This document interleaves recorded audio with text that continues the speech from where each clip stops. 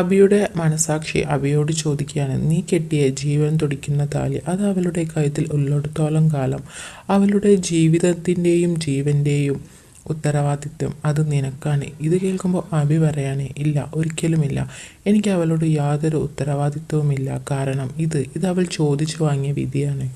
അതെ, ആയിക്കോട്ടെ, അവൾക്ക് അങ്ങനെയൊരു അബദ്ധം പറ്റിപ്പോയി. പക്ഷെങ്കിൽ അവളെ നീ കൊല്ലാൻ വിട്ടുകൊടുക്കണോ?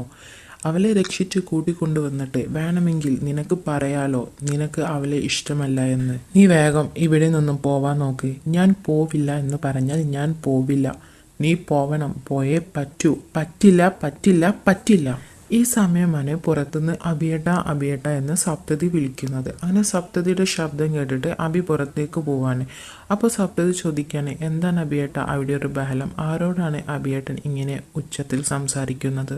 അത് പിന്നെ ഫോണിൽ നല്ല റേഞ്ച് ഇല്ല, അതുകൊണ്ടാണ് ഞാൻ ഉച്ചത്തിൽ സംസാരിച്ചത്. അതിന് അബിയേട്ട, ഈ ഭാഗത്ത് നല്ല റേഞ്ച് ഉണ്ടല്ലോ. അതെ, ഉണ്ടായിരുന്നു, പക്ഷെങ്കിൽ ഇപ്പോൾ ഇല്ല. അപ്പോൾ ഈ അബിയുടെ ഈ പറങ്ങളൊക്കെ കണ്ടിട്ട് സപ്തതിക്ക് എന്തോ ഡൗട്ട് തുടങ്ങിയിട്ട് സപ്തതി ചോദിക്കാനേ, അതെ അബിയേട്ട, എന്തെങ്കിലും പ്രശ്നമുണ്ടോ? എന്ത് പ്രശ്നം? ഒന്നുമില്ല, ഒരു പ്രശ്നവുമില്ല. അതെ സപ്തതി, നീ പൊയ്ക്കോ, എനിക്ക് കുറച്ച് ഒഫീഷ്യൽ കോൾസ് എല്ലാം ചെയ്യാനുണ്ട്. അപ്പോൾ സപ്തതി ഇങ്ങനെ നോക്കാണ്, വല്ലാത്തൊരു പന്തികേടൊക്കെ അവൾക്ക് തോന്നുന്നുണ്ട്. എന്നിട്ട് അവൾ പറയാം, അതെ അബിയേട്ട, ഇവിടെ റേഞ്ച് ഇല്ലെങ്കിൽ അവിടെ ഹോളിൽ റേഞ്ച് മിക്ക ഫോണുകൾക്കും ഉണ്ടാവാറുണ്ട്.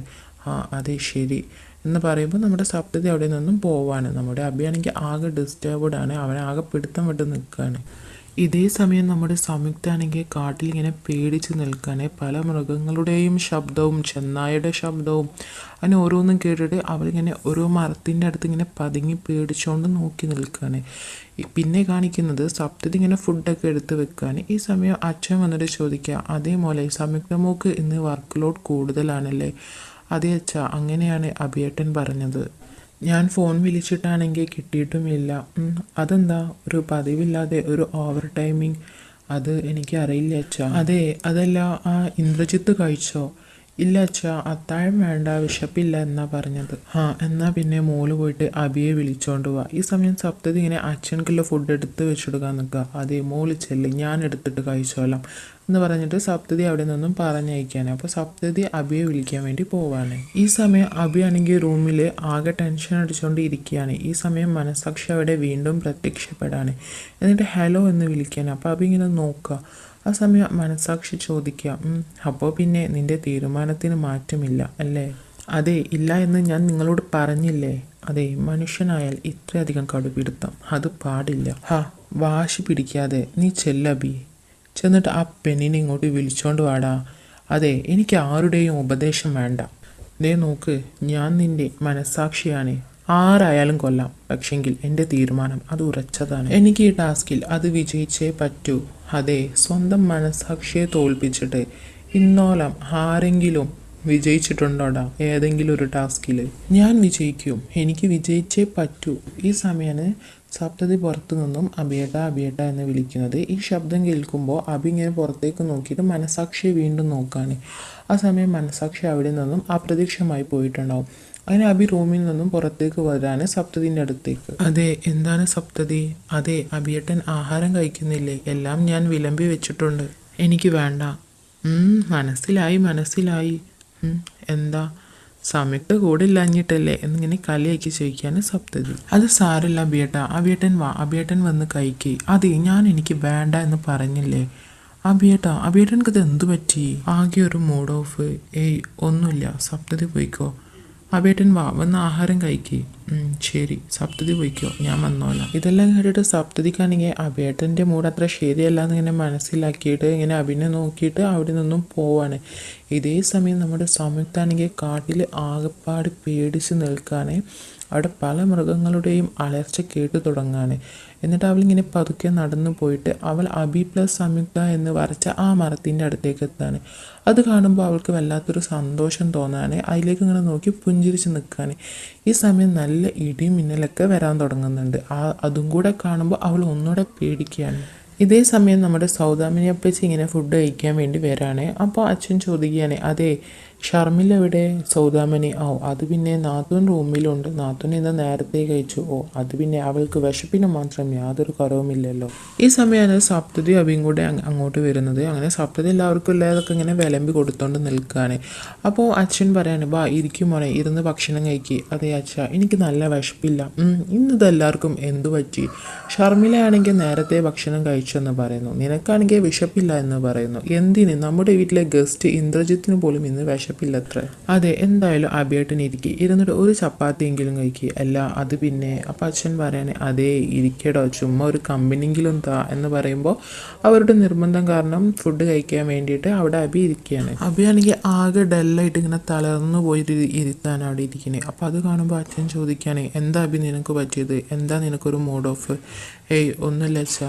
അതേപോലെ നീ ആ കാര്യം ഒഴിച്ചു കൊടുക്കുക. അപ്പോൾ അപ്പച്ചി പറയണേ, അതെ എൻ്റെ മോൻക്ക് ഞാൻ ഒഴിച്ചു കൊടുത്തോളാം എന്ന് പറഞ്ഞിട്ട് അബിക്ക് ഇങ്ങനെ കറി ഒഴിച്ചു കൊടുക്കാണ്. അതെ എനിക്ക് മതി അപ്പച്ചി, ഇപ്പം തന്നെ ഒന്നുകൂടെ കഴിക്കുക എന്ന് പറഞ്ഞിട്ട് ഇങ്ങനെ നിർബന്ധിച്ച് ഇങ്ങനെ വിളമ്പി കൊടുക്കുകയാണ്, സ്നേഹം പ്രകടിപ്പിക്കുകയാണ്. ഈ സമയമാണ് ഇന്ദ്രജിത്ത് അങ്ങോട്ടേക്ക് വരുന്നത്. അപ്പം അച്ഛൻ പറയാണ്, ജിത്തു വന്നോ? തനിക്കെന്താടോ ഇന്ന് വിശപ്പില്ല എന്ന് പറഞ്ഞിട്ട്. അപ്പോൾ ജിത്തു അവിടെ ഇരുന്നുകൊണ്ട് പറയാം, അതെ എനിക്ക് വിശപ്പൊന്നുമില്ല, പക്ഷെങ്കിൽ അഭിസാറിൻ്റെ കൂടെ കൂടി ഒരു ചപ്പാത്തി കഴിക്കാമെന്ന് വിചാരിച്ചു. ഈ സമയം സപ്തതി ഇങ്ങനെ ജിത്തുവിനുള്ള ഭക്ഷണം കൂടെ വിളമ്പി കൊടുത്തിട്ട് അഭിയോട് പറയാണ്, അതെ അഭിയേട്ടൻ കഴിക്കുക, അധികം വന്നാൽ സാരമില്ല അഭിയേട്ട, രാത്രി സംയുക്ത വരുമ്പോൾ അവൾ കഴിച്ചോളൂ. ഇന്ദ്രജിത്തിനെ ഇങ്ങനെ നോക്കാണ് അഭി ഈ സമയം. അപ്പോൾ ഇന്ദ്രജിത്താണെങ്കിൽ അതൊന്നും മൈൻഡാക്കാണ്ട് അവനിങ്ങനെ ചപ്പാത്തി കഴിച്ചുകൊണ്ട് നിൽക്കുക. അപ്പോൾ സൗദാമിനി ചോദിക്കുകയാണേ, അതെ ഇന്ദ്രജിത്തിന് പാരീസിലും രാത്രി ചപ്പാത്തിയാണോ? ഹേയ് അങ്ങനെയൊന്നുമില്ല, അധികം വിശപ്പുണ്ടെങ്കിൽ ഞാൻ ചിലപ്പോൾ ആനമുട്ട പുഴുങ്ങി കഴിക്കും. എന്ത് ആനമുട്ടയോ? പാരീസിൽ അതെല്ലാം അവൈലബിൾ ആണ്.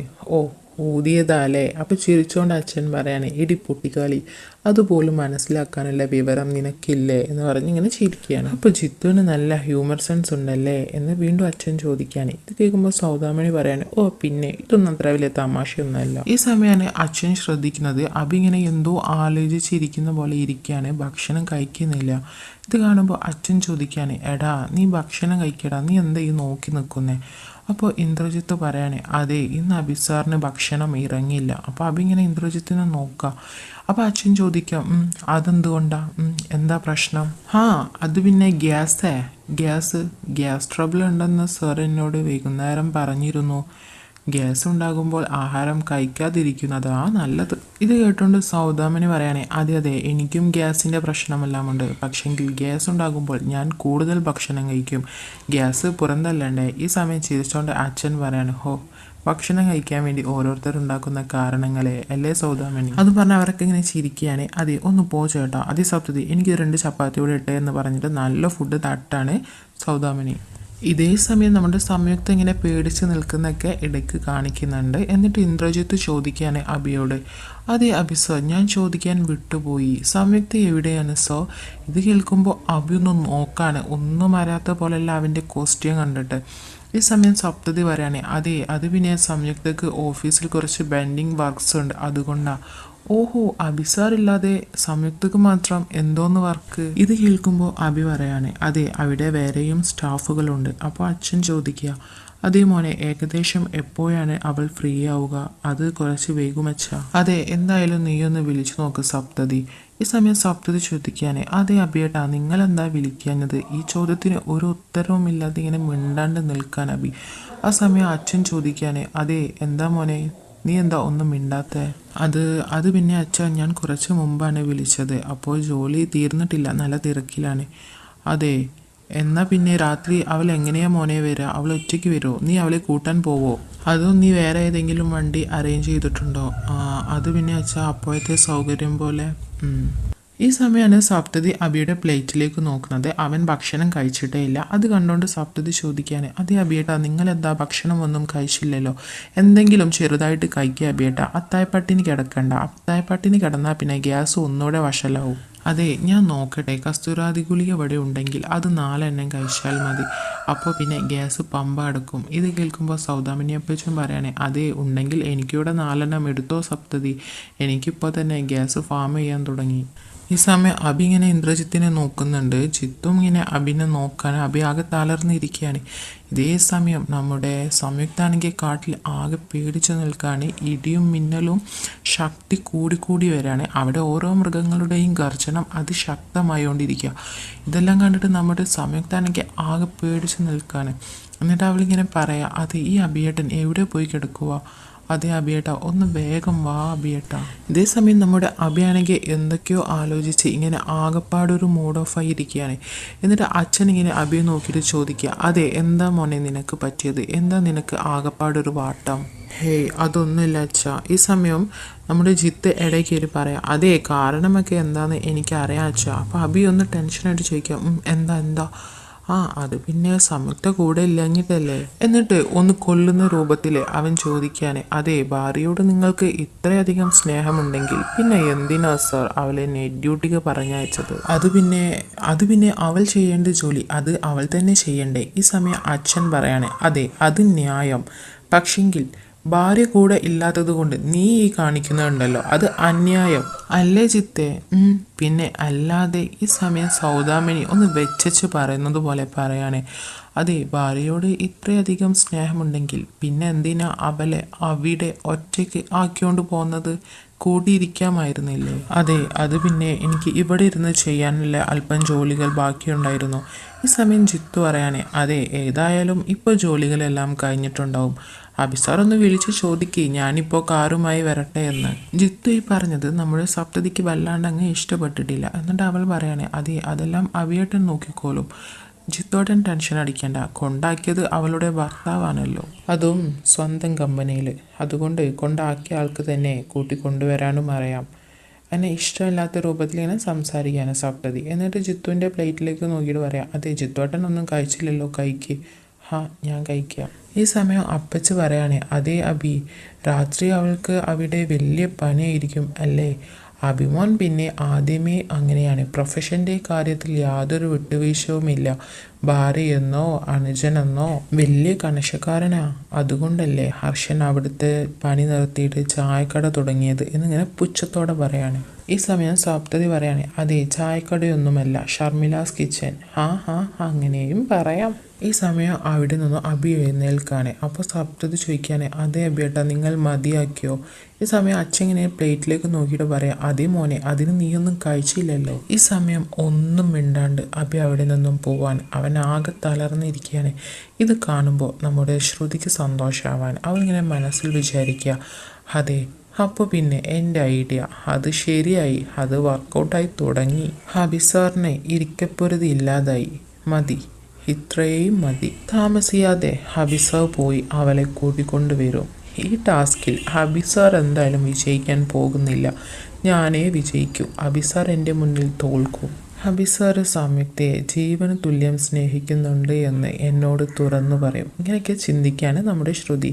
ഇതേസമയം നമ്മുടെ അബിയാണെങ്കിൽ ആകെ തളർന്ന മട്ടിൽ റൂമിലേക്ക് പോവാണ്. അങ്ങനെ അബി റൂമിലേക്ക് വന്ന് അവിടെ ഇങ്ങനെ തളർന്ന മട്ടിൽ ഇരിക്കുകയാണ്. അവനക്ക് നല്ല സങ്കടമുണ്ട്. അവൻ ടാസ്കിൽ വിജയിക്കാൻ വേണ്ടിയിട്ടാണല്ലോ സംയുക്തയെ അവിടെ കൊണ്ടാക്കിയത്.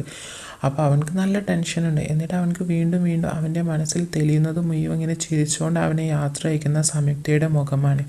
ഇതേ സമയം നമ്മുടെ സംയുക്ത കാട്ടിലിങ്ങനെ ടെൻഷൻ അടിച്ച് നിൽക്കുക. ആ സമയമാണ് അവിടെ ഒരു വണ്ടിയുടെ ശബ്ദം കേൾക്കുന്നത്. ഇത് കേൾക്കുമ്പോൾ അവളിങ്ങനെ മനസ്സുകൊണ്ട് സന്തോഷിക്കുകയാണ്. സമാധാനമായി, എൻ്റെ അബിയേട്ടൻ എന്നെ കൂട്ടാൻ വന്നതാണ് എന്ന് വിചാരിച്ചിട്ട് അവൾ അങ്ങോട്ടേക്ക് നോക്കുക. ഈ സമയം ബൈക്കിൽ അവിടെ വേറെ 2 ആളുകളാണ് വന്ന് ഇറങ്ങുന്നത്.